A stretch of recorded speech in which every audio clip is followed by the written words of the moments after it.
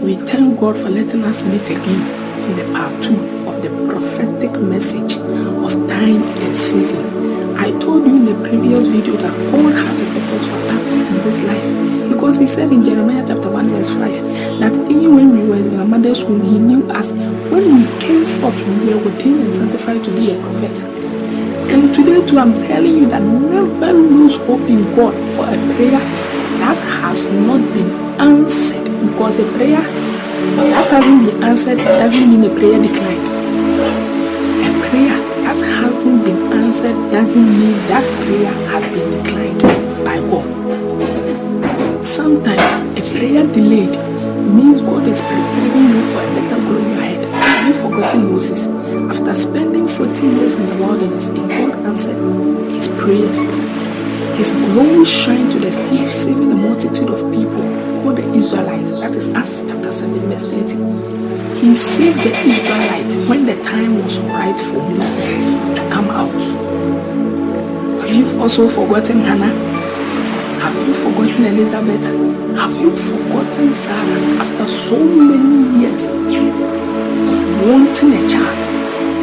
After so many years, and God actually answered their prayers. Their enemies were ashamed to even look at them. Their enemies were ashamed. So just have time, have patience for God to prepare you for that better glory ahead.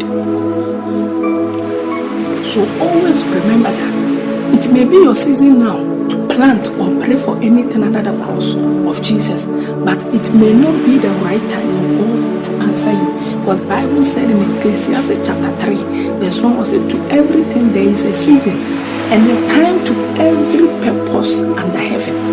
So that means there is a season for you to pray, and when the time is set for that purpose, you will come out in glory. So just have time and have patience for God's plan to come out on you.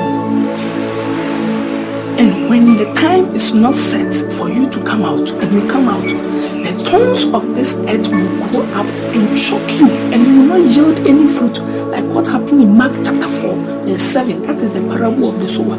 So have patience for God's plan to come on you, because he has already promised us in Jeremiah chapter 29 verse 11. Therefore I know the thoughts that I have think towards you, says the Lord, plans to prosper you, not to harm you, plans to give you hope and a better future.